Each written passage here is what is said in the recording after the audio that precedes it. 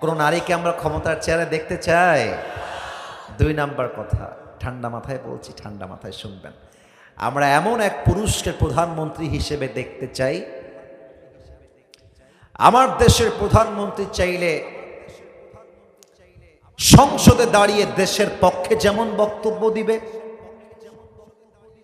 আমার দেশের প্রধানমন্ত্রী চাইলে ঢাকা জাতীয় মসজিদ বাইতুল মুকাররমে দাঁড়িয়ে জুমার খুতবা দেওয়ার যোগ্যতাও রাখবে, এমন প্রধানমন্ত্রী আমরা দেখতে চাই। 2 নাম্বার দাবি। 3 নাম্বার দাবি হচ্ছে আগামীর পার্লামেন্টে প্রত্যেকটা সংবিধান, আই রিপিট এগেন, আবারও বলছি, ঠিক বলবেন বুঝে, না বুঝে চিৎকার করলে ওয়াজের কোনো লাভ হবে না, বুঝে ঠিক বলবেন। আগামীর পার্লামেন্টে প্রত্যেকটা আইন, প্রত্যেকটা সংবিধান পাশ হবে আল কোরআন থেকে। আচ্ছা, এখন অনেক শিক্ষিত লোক এখানে আছেন, আমি জানি, এটা আমাকে আগেই মেসেজ দেওয়া হয়েছে। শিক্ষিত লোকদের কাছেও প্রশ্ন, আমি একজন সাধারণ মানুষ, সাধারণ মানুষের কাছেও আমার প্রশ্ন, কোরআন দিয়ে যদি পার্লামেন্ট চলে, আগামীর দেশ কি অশান্তিতে ভরে যাবে না শান্তিতে ভরে যাবে? তো ইমানদার কি এত আস্তে কয় অশান্তি না শান্তি? ইসলাম মানে কি অশান্তি না শান্তি? এখন প্রশ্ন যে হুজুর, আপনি কোরআন দিয়ে পার্লামেন্ট কেন চালাতে চান? What's the reason behind it? মূল কারণটা কি? আমি প্রথমেই একটা কথা ক্লিয়ার করে নেই, অনেক লোক মাহফিলে কাউন্টার দেয় এমনভাবে, আমি একটু অভিনয় করে বোঝাচ্ছি।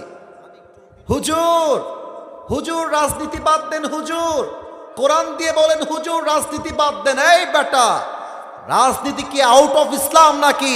ইসলাম মানে এই রাজনীতি, কোরআন মানে এই রাজনীতি। যারা কোরআন দিয়ে রাজনীতি করতে চায় না, তারা এই বাংলার মাটিতে রাজনীতির নামে দুর্নীতি করতে চায়, তারা ইনসাফ কায়েম করতে চায় না, ঠিক কিনা বলো? এজন্য এই কথা যেন ভুলেও বইলেন না যে হুজুর রাজনীতি বাদ দেন, কোরআন নিয়ে বলেন।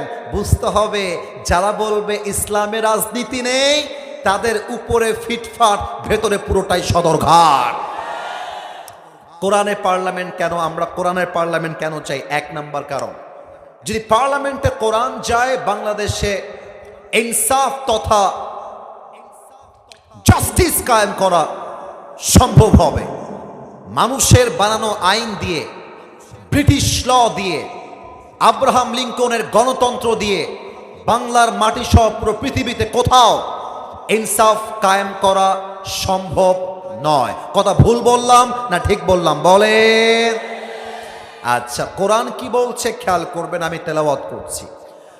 আউযু বিল্লাহি মিনাশ শাইতানির রাজীম। ইন্নাল্লাহা ইয়া'মুরুকুম আন তু'আদ্দুল আমানাতি ইলা আহলিহা وَإِذَا حَكَمْتُمْ بَيْنَ النَّاسِ أَن تَحْكُمُوا بِالْعَدْلِ. Allah says in this ayah, give people back what they deserve in their lives. Allah বলছেন, যে যা পায়, যার যেটা প্রাপ্য তাকে ফিরিয়ে দাও, এটার নামই হচ্ছে ইনসাফ। এই আয়াতের আরেক পার্টে আল্লাহ তাআলা বলছেন, وَإِذَا حَكَمْتُمْ بَيْنَ النَّاسِ أَن تَحْكُمُوا بِالْعَدْلِ. Whenever you judge between people, you have to judge with justice. যখন তোমরা বিচার করবা, তোমরা ইনসাফপূর্ণ বিচার করবা। এবার আসুন আমরা পার্লামেন্টকে কোরআন দিয়ে, উদাহরণ দিয়ে বুঝাই দেই। আমার ডান পাশে আমার মুরব্বী আব্বাজান বসে আছে, ঝিনাইদহবাসী কথা বলতে হবে, ওনাকে দেখা যায়? এত আস্তে বললে ওয়াজ হয় কেমন করে? দেখা যায়? মনে করেন আমার মুরব্বী আব্বাজান হচ্ছেন ঝিনাইদহের এমপি, আর আমি আসিফ হুজুর হলাম একজন ভ্যান চালকের ছেলে, রিক্সাওয়ালার ছেলে, আমি একজন দিন মজুরের ছেলে।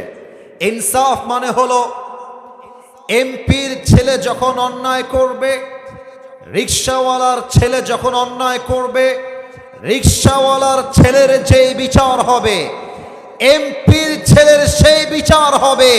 স্বজন প্রীতির নাম ইসলাম নয়। সেম বিচার করতে হবে এমপির ছেলে এবং সাধারণ রিকশাওয়ালার ছেলে। এক নাম্বার উদাহরণ। আর একটা উদাহরণ দিব এই মাঠ থেকে। পিচ্ছি একে দাঁড় করে রাখো, বসো না, দাঁড়াও দাঁড়াও, ধমক দিব না, দাঁড়াও দাঁড়াও। তোমার নাম কি বাবু? হ্যাঁ, আচ্ছা রোহান। ওকে কি দেখা যায়? এই যে এরা সব মরা লোক রে ভাই, কথা কয় না কিসের জন্য, ওরে কি দেখা যায়? আচ্ছা তুমি ভয় পেও না, বকা দিব না। মনে করেন এই ছেলেটার বয়স হচ্ছে ফর এন এক্সাম্পল 20 বছর। দেখা যাক আপনারা কি মরে আছেন না বেঁচে আছেন, বলেন তো কয় বছর?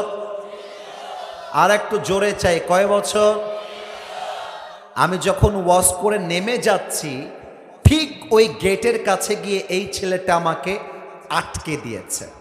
বলছে কি হুজুর, খুব রাজনীতির কথা বলছেন নাকি? আপনি খালি কুষ্টিয়ার রোডে উঠেন, আজকে আপনার ঠ্যাং কেটে রেখে দিব আমি। হ্যাঁ, বসে গেছে, ভয় পেয়ে বসে গেছে। আচ্ছা, ও আমাকে হুমকি দিয়েছে। বয়স হচ্ছে 20 থেকে 25। এখন আমি কিন্তু খেপে গেছি। এই বেটা, তোর বাড়ি কোথায় রে? আমাদের বেশিরভাগ সময় কেটেছে রাজশাহীতে। রাজশাহীর ভাষায় একটু মানুষ টেনে টেনে বলে, এবে তোর বাড়ি কতিবে? রাজশাহীর ভাষা, তোর বাড়ি কতিবে? তোকে ধমক দিয়ে আমি আমার ড্রাইভার সাহেবকে বললাম, এই ড্রাইভার সাহেব, হাইসা নিয়ে আসেন, দাও নিয়ে আসেন, ওকে আমি আজকে দেখে নিব। দাও নিয়ে আসছে, রাগের মাথায় মাথায় রাগ উঠে গেছে, একটা কোপ মারছি, ওর ডান পা কেটে জমিনে পড়ে গেছে, ডান পা। আচ্ছা, এখন এই এলাকার লোক যারা আছে সবাই আসিফ হুজুরকে ধর ধর ধর, পালায় যেন না যায়, ধরে আমাকে ঝিনাইদহে জেলে ভরে দিয়েছে। আমার নামে পা কাটার মামলা হয়ে গেছে। 3 দিন পরে জেলা আদালতে আমি আসিফ হুজুরের বিচার হবে। এই ঝিনাইদহবাসী, একটা কথা ফালতু বলছি না, এই কথা কত দামি।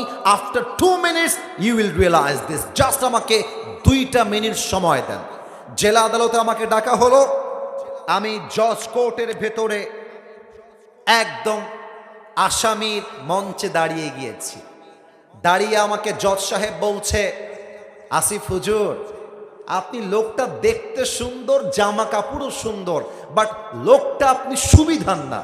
আপনি লোক ভালো হইলে ওই যুবকের ডান পা কাটলেন কেন? আপনি চরম অন্যায় করেছেন।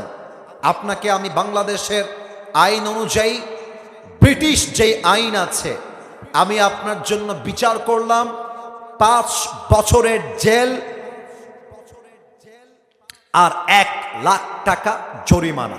দেখা যাক শোলকুপাবাসী আমার কথাটা কতটুকু পয়েন্ট বুঝতে পেরেছে। 5 বছরের জেল আর কয় লাখ টাকা?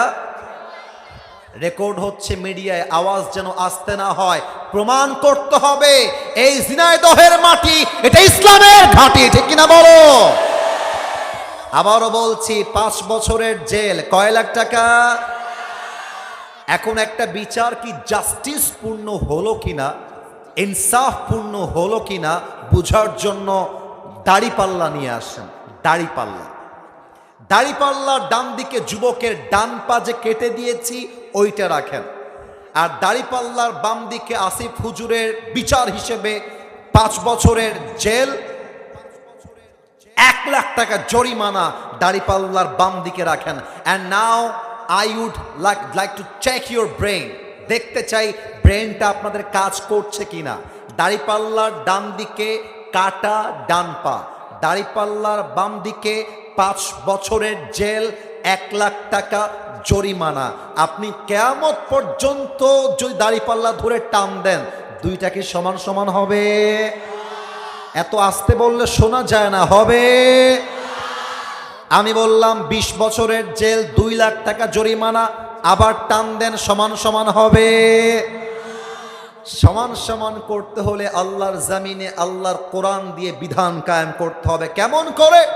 বুঝে না। وَكَتَبْنَا عَلَيْهِمْ فِيهَا أَنَّ النَّفْسَ بِالنَّفْسِ وَالْعَيْنَ بِالْعَيْنِ ওয়াল আনফা বিল আনফি ওয়াল উযুনা বিল উযুনি ওয়াস সিন্না বিস সিন্নি ওয়াল জুরুহা কিসাস। আল্লাহ বলছে কেউ তোমার চোখ তুললে তুমি তার চোখ তুলে নাও, কেউ তোমার হাত কাটলে তুমি তার হাত কেটে নাও।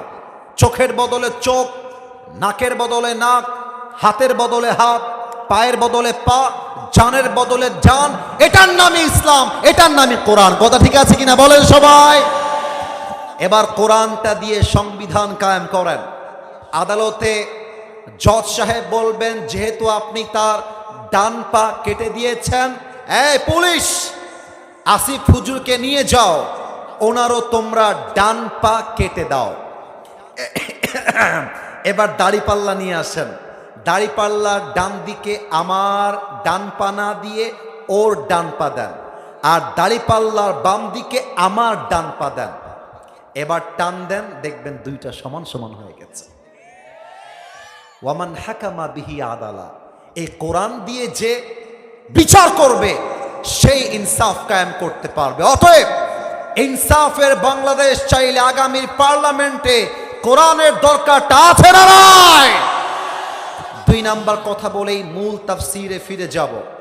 যদি পার্লামেন্টে কোরআনটা যায়, যুবকদের বিয়েটা সহজ হয়ে যাবে। কেমন করে সহজ হবে বুঝে নাও। পার্লামেন্টে নিয়ম করা আছে 18 কে উঠে গেল ওখান থেকে, যে উঠে যাবে ও লুঙ্গিটা টান দিয়ে ধরে বসায় দিবা। আর যে উঠে যাবে এই বেটা জীবনে বউ খুঁজে পাবে না, বই হবে না, বিয়েই হবে না। খবরদার কেউ যেন, মুরব্বী আচ্ছা সরি মুরব্বী উঠে গেছে, I am sorry for that. আমার তো মনে হয় যুবকরা রাত 12টা পর্যন্ত নয়, ভোর রাত পর্যন্ত ওয়াজ শুনতে প্রস্তুত আছে।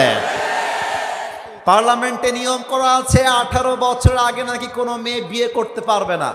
আমি আসিফ হুজুরের সাদা মনে ছোট্ট একটা প্রশ্ন, যুবকদেরও প্রশ্ন, 18 বছরের আগে নাকি মেয়েরা বিয়ে করতে পারবে না, এটা হচ্ছে পার্লামেন্টের আইন। তো 16 বছরের যেই মেয়েটা যশোরের পার্কে গিয়ে